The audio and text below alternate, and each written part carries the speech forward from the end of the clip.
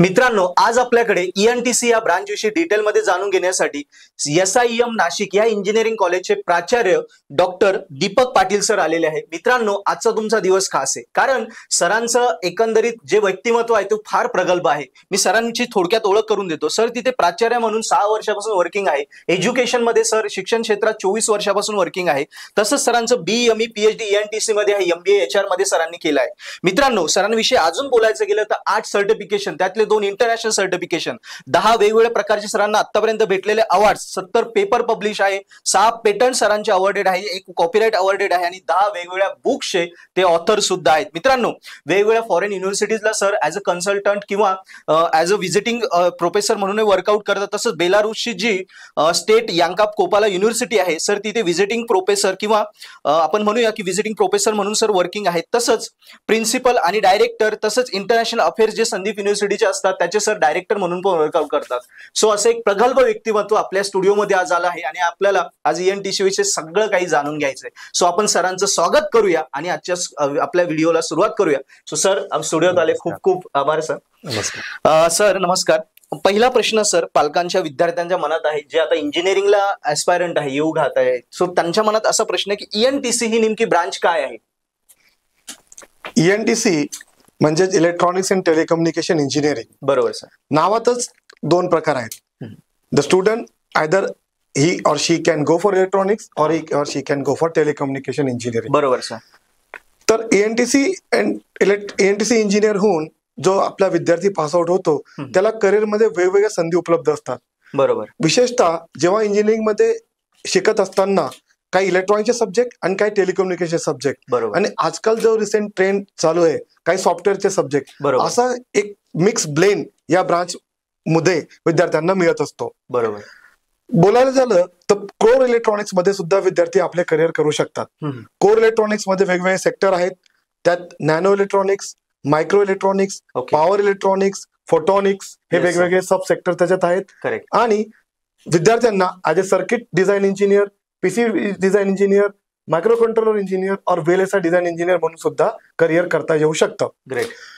Telecommunication बद्दल बोलायचं झालं तर टेलिकम्युनिकेशन ही एक फास्ट ग्रोईंग फील्ड आहे आणि it will be a never ending field. Correct sir. Telecommunication engineering मध्ये काम करताना नेटवर्क इंजिनियर म्हणून विद्यार्थी काम करू शकतो। ओके। त्यात डिझाईन, डेव्हलपमेंट आणि मेंटेनन्स या 3 गोष्टी येतात। बरोबर। टेलिकम्युनिकेशन मध्ये सिग्नल प्रोसेसिंग, RF इंजिनिअरिंग हे वेगवेगळे सेक्टर्स, सब सेक्टर्स पण येतात आणि जगातल्या टॉप मोस्ट लिडिंग कंपनीमध्ये सुद्धा विद्यार्थ्याला जॉब मिळू शकतो। इलेक्ट्रॉनिक्स अँड टेलिकम्युनिकेशन इंजिनिअरिंग करताना अजून एक पर्याय विद्यार्थ्यांपर्यंत उपलब्ध होतो, तो म्हणजे एम्बेडेड सिस्टम इंजिनियर किंवा RF engineer, signal processing engineer आणि सगळ्यात महत्वाचं म्हणजे सायबर सिक्युरिटी इंजिनियर। असे वेगवेगळे career options electronics and telecommunication engineering करताना विद्यार्थ्यासमोर उपलब्ध असतात। Great sir. सर, अजून आपण डिटेलमध्ये जाणून घ्यायचं झालं तर स्कोप, ऑपॉर्च्युनिटीज काय काय आहेत? बघा, या क्षेत्रात मला 24 वर्ष झाले। बरोबर। आणि मी ठामपणे एक गोष्ट सांगू इच्छितो की 24 वर्षात माझ्या हातून हजारो इलेक्ट्रॉनिक्स अँड टेलिकम्युनिकेशन इंजिनियर घडले आहेत आणि त्यातला एकही विद्यार्थी हा जॉबलेस नाहीये। कुठल्या ना कुठल्या क्षेत्रात तो जॉब करू शकतो। बरोबर सर।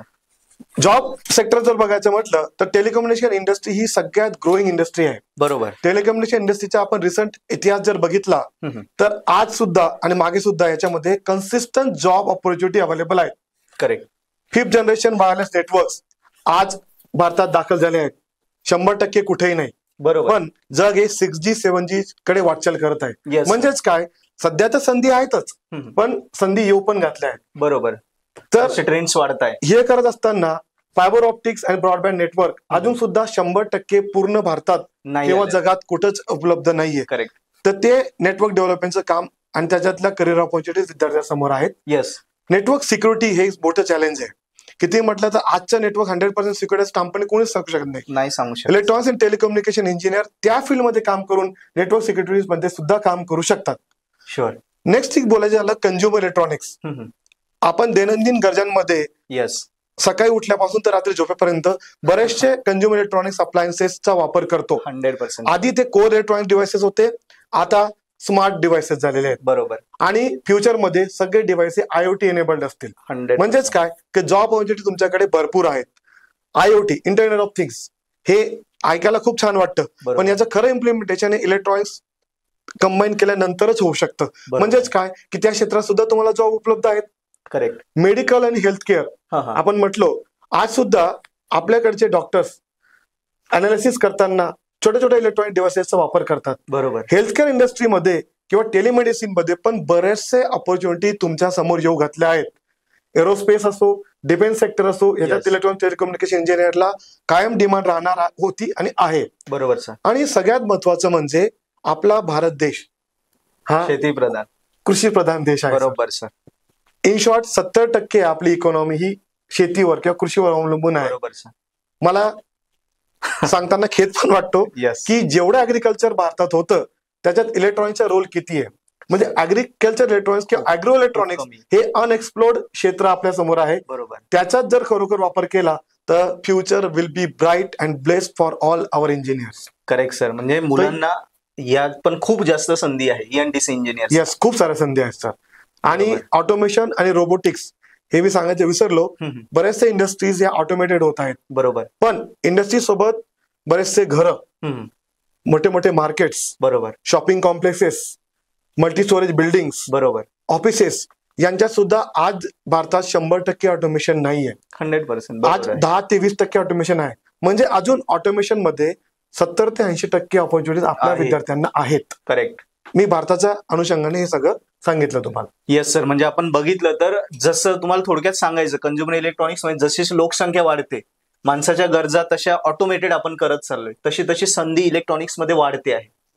ग्रेट. आणि वाढत राहणार आहे. Yes sir. सर आता लोकांच्या मनात एक अजून प्रश्न असतो विद्यार्थ्यांना, पालकांना, की ऍक्च्युली इलेक्ट्रॉनिक्स की मी इंजिनिअरिंगला समजा आलो तर ऍक्च्युली जॉब प्रोफाईल्स काय असतात, कशा प्रकारे वर्किंग स्वरूप असतात? ओके, जॉब प्रोफाईल बघितलं तर विद्यार्थी जर कोर इलेक्ट्रॉनिक्स मध्ये गेला तर त्याला डिझाईन, डेव्हलपमेंट, मॅन्युफॅक्चरिंग, बरोबर. मेंटेनन्स या 4 वेगवेगळ्या क्षेत्रात काम करावं लागेल. बरोबर. तो टेलिकम्युनिकेशन मध्ये गेला तर RF engineer, network engineer, network security engineer correct. आणि सिग्नल प्रोसेसिंग इंजिनियर म्हणून त्याला वेगवेगळ्या ऑपॉर्च्युनिटीज आहेत. बरोबर. विद्यार्थी ऑटोमेशन हे ब्लेंडेड आपण म्हणतो हे करून ऑटोमेशनचा एखादा कोर्स करून सुद्धा बरोबर. तो ऑटोमेशन इंडस्ट्रीमध्ये काम करू शकतो. हो. सगळ्यात महत्वाचं म्हणजे सॉफ्टवेअरची जी क्रेज मार्केटमध्ये आहे, येस. डेटा अनालिटिक्स म्हणून सुद्धा इलेक्ट्रॉनिक टेलिकम्युनिकेशन इंजिनियर बरोबर. काम करू शकतो.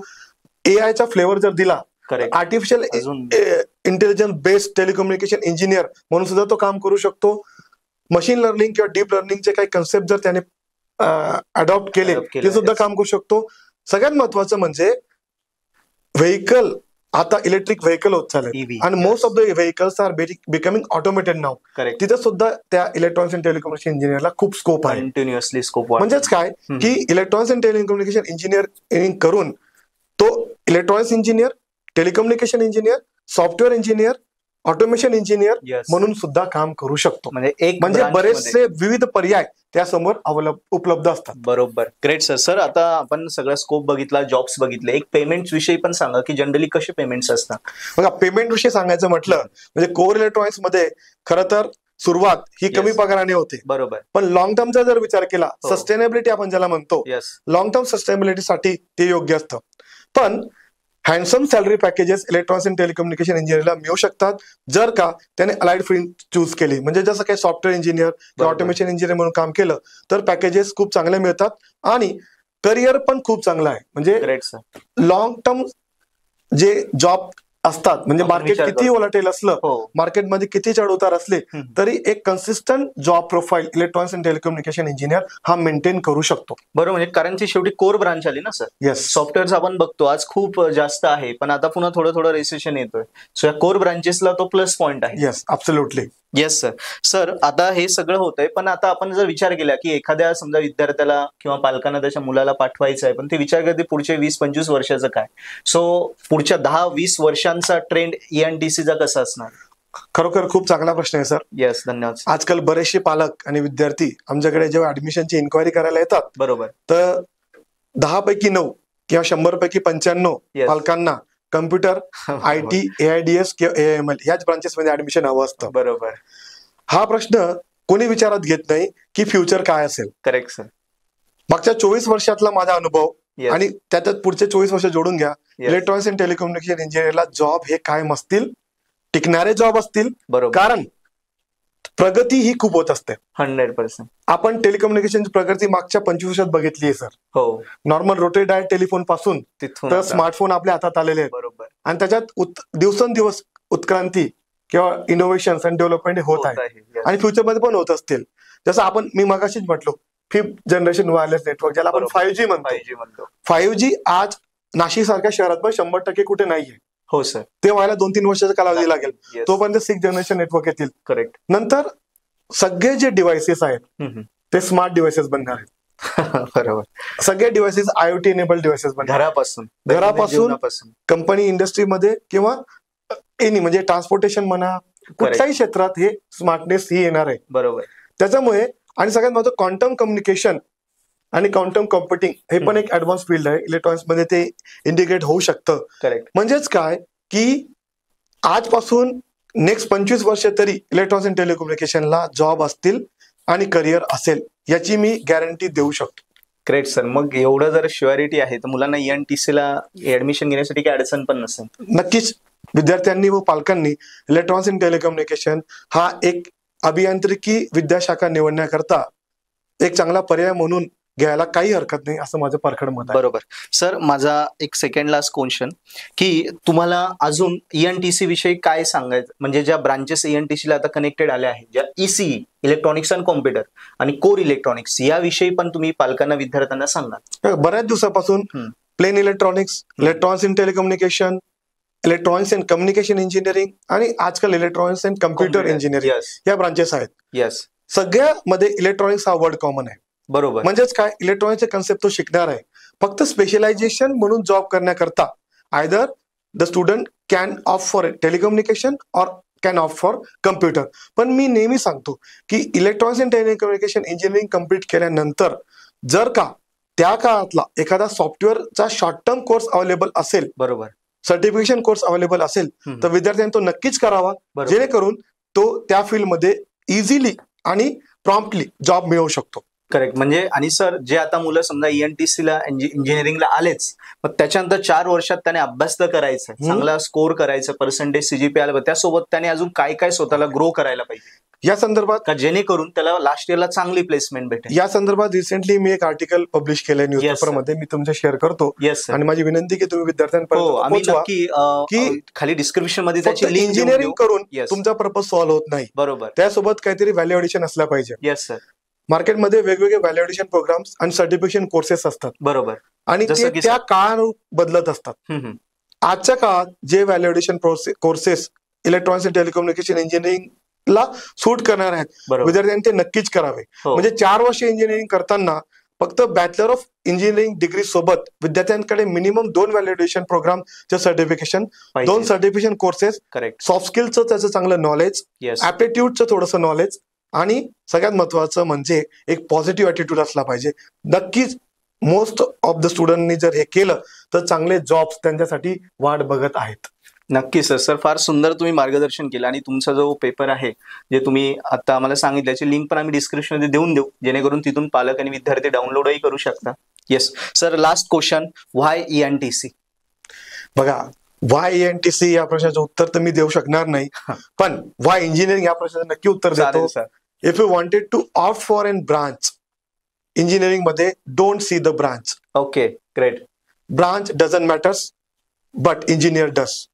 तुम्हाला एक चांगला इंजिनियर बनायचं आहे. इंजिनिअरिंग करताना विद्यार्थ्याला टेक्निकल नॉलेज, कम्युनिकेशन स्किल्स, बरोबर, सॉफ्ट स्किल्स, ऍप्टिट्यूड, थोडंसं रिझनिंग आणि मोस्ट इम्पॉर्टंट म्हणजे एक पॉझिटिव्ह ऍटिट्यूड असला पाहिजे. डेफिनेटली याचं जर आपण सगळ्यांचं हे अंगीकृत केलं एखाद्या विद्यार्थ्याने बरोबर. तर 100% जॉब त्याला मिळतो, चांगला जॉब मिळतो. नुसतं मिळत नाही सर, येस, जॉब टिकवण्याकरता सुद्धा या स्किल्स खूप गरजेच्या असल्या पाहिजे. Yes sir. मी पुन्हा एकदा तुमचं आभार मानेल. खूप खूप धन्यवाद सर, तुम्ही स्टुडिओमध्ये आला. मला खात्री आहे की विद्यार्थी पालक जे व्हिडिओ बघतायत त्यांना पूर्णपणे आज ENTC खूप जास्त आपल्याला ऐकायला भेटलं, समजायला भेटलं. पण तरी पण मित्रांनो, तुम्हाला अजूनही डिटेलमध्ये ENTC विषयी जाणून घ्यायचं असेल तर आम्ही खाली डिस्क्रिप्शनमध्ये सरांचा नंबरही शेअर करू, सो तुम्ही त्याच्यावर कॉन्टॅक्ट करूनही अजून डिटेलमध्ये माहिती घेऊ शकता. तसंच अजून काही कमेंट्स असल्या नक्की कमेंट बॉक्समध्ये लिहा आणि आजचा व्हिडिओ जास्तीत जास्त मुलांना, पालकांना शेअर करा, जेणेकरून ब्रांच सिलेक्शन करताना त्यांच्याकडून कुठलीही चूक चूक नको व्हायला. सो मी पुन्हा एकदा सांगेल, इंजिनिअरिंगसाठी ENTC सुद्धा एक बेस्ट ऑप्शन आहे. फक्त कॉम्प्युटर आयटीच्या मागे न पडता सरांनी सांगितलं की कितीतरी ऑपॉर्च्युनिटीज आहेत त्या आपण बघितल्या पाहिजे, आणि सरांनी शेवट आपल्याला हे सांगितलं की इंजिनिअरिंगमध्ये ब्रांच डझंट मॅटर, सगळ्या सेम आहेत. तुम्ही कसं स्वतःला डेव्हलप करता ते महत्वाचं आहे. एकदा इंजिनिअरिंगला आले मार्क पाडा आणि अदर्स सरांनी सांगितलं त्या स्किल डेव्हलप करा. इंजिनिअरिंगमध्ये तुमचं खूप चांगलं करिअर होईल. सो मित्रांनो, पुन्हा एकदा आपण सरांचे आभार मानूया आणि आजचा आपला कार्यक्रम संपूया. सो सर स्टुडिओमध्ये आले, पुन्हा धन्यवाद सर. धन्यवाद sir, thank you very much. Welcome sir.